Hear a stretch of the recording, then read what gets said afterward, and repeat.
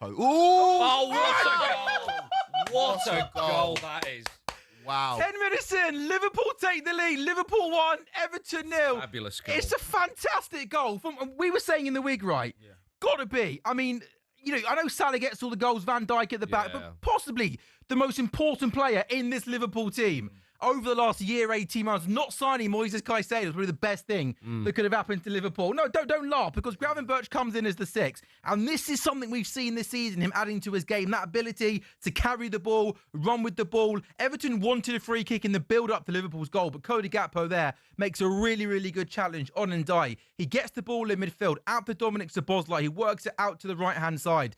Mo Salah plays a lovely, lovely dink ball into the box. Gravenberch makes the late run, and it bounces right in front of him.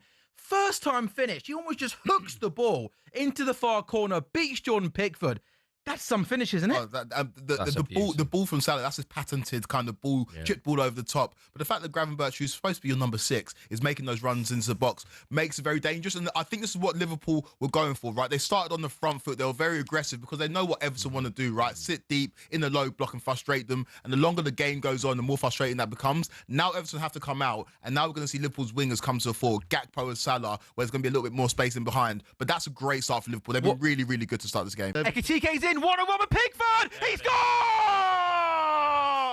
Liverpool 2, Everton 0, 28 minutes gone. No Isak today, no problem. Ball through to Ekitike. Took a really, really good first touch. Pickford comes out. He slots the ball past Jordan Pickford, and Liverpool go 2-0 up. You feel like that Dewsbury Hall chance. Everton have got to take every chance that goes their way. Possibly there, Quaker looking at a replay. Does it go through Jordan Pickford? Yeah, I'm just having a look at it. It just seemed like a good finish, man. It was just that's Liverpool at the best. That's Liverpool we expect to see at the beginning of the season. Just they win the ball back in midfield, they play it around. The ball gets played into, is that Gravenberch? Gravenberch, yeah. Gravenberch with a golden assist already in this game. Are you surprised from Everton how at times it has been maybe a little bit too easy for Liverpool to be able to, like, you look at, before the ball gets played to Ekitike, it feels like Gravenberch and Szoboszlai at times markers in those pockets have got lots of space to open up their body and play those through balls. Quality though, the speed. Yeah, I'm not saying it's easy, but that's so what's happened there is, what are we 29 minutes in now? And Liverpool, how they started the game for the first 20 minutes or whatever it was, you can't play 90 minutes like that. It's just not humanly possible. And so you just had a little bit of a lull, although I say that in sort of inverted commas, for Liverpool, where Everton did have the ball a tiny bit more. They got a corner. They had an effort there from Dewsbury Hall, which he might have done better. I don't know what the XG would be on that. It wouldn't have been an easy one to score, but it certainly hit the target. And Everton thinking, okay, right, we're just feeling our way back into this. And Liverpool go, well, no, you're not, lads, because in doing that, you've come out a little bit. And boom, absolutely. Superb goal from that. I mean, again, just how well the goal is worked, the passing, the one touch, the movement. So hard to deal with. You are looking at one of the best teams in Europe right now. And that's what Everton are going up against. As you mentioned before, they have terrible history in this fixture. Really, really bad. Liverpool are a superior team to Everton, but today it looks like, with slot selections, that he wants them to really press home that superiority, of which they have against virtually every other side on the continent, you would say, maybe barring, a couple. So it's incredibly difficult for Everton. What do? Do you just roll over and die, or do you just think, all right, we'll try and take a little bit here and there?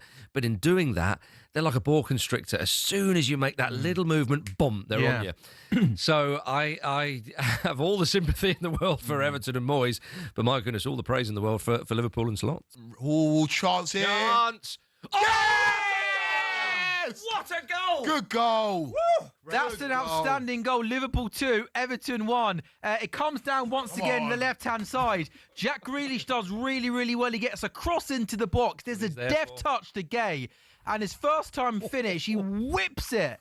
He beats Alisson, and fair play. It's been a bit of a sluggish start to the half, but Jack Grealish, everything good Everton are doing, comes down the left-hand side. He too easily just rolls past Bradley, stands the ball up to the back post. Ndiaye does really, really well. First-time touch into the path of Gay, inside the box, and his finish, he just wraps his foot around it and beats Alisson. And I'll be honest, I think on the basis of play, since Liverpool went 2-0 up, I think you've got to say Everton have been good for this goal. That touch from Ndiaye was absolutely beautiful, and that's it. Get your best players on the ball, and they can make things happen. And considering Gay had a chance in the first half, he kind of scuffed. That was a beautiful strike, and now they're back in the game. Like they need to get the next goal, but since half time, they have been a lot better than they were in the first half. And now it's game on, Sam. It's game on. Well, I said, didn't I? I said, the next 5 minutes, Liverpool probably go at them, and they haven't done it. And I was just sitting here thinking, Everton have to score now if they're going to have a chance. You've always got to score, especially when you're the inferior side. You've got to score when you're on top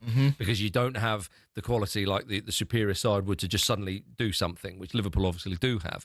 And what did we say? Again, minutes earlier, Grealish had the ball down the flank and he just sloppily gave it away, and it happened again. Well, this time he beat his man, as we've been seeing him do so often, which is why he was player of the month, and flighted the ball in, and it was a quality touch, and what a finish. We said it needs to be world-class against Liverpool. Everton produced that in world-class. Yeah, it's a great goal. We have played over 3 minutes then in the added time in this second half. Liverpool 2, Everton 1. The ball is in Liverpool's half. Van Dijk, they will go back. It was a bad back pass, which Alisson ends up knocking out for a throw. Now, surely this is the time. Don't go short now. This is the one to launch it in, Grealish. Grealish cross. Jones heads away. Where is the full-time whistle? He looks at his watch. Oh, Dewsbury Hall, and there is the full-time whistle, and Liverpool, for just the third time in Premier League history, go 5 games in the Premier League, 5 victories. Not the best of performances. A handshake from Slot and David Moyes.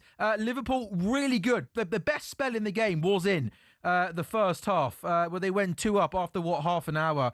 We saw a lovely goal from Gravenberch. We saw a second goal from Ekitike on 29 minutes. I think we all at that point thought that Liverpool were going to cruise to victory. Not so the case, because Everton were really impressive, in particular in the second half. Gay putting a goal back on 58 minutes. Everton had moments, but just weren't able to create any clear-cut chances.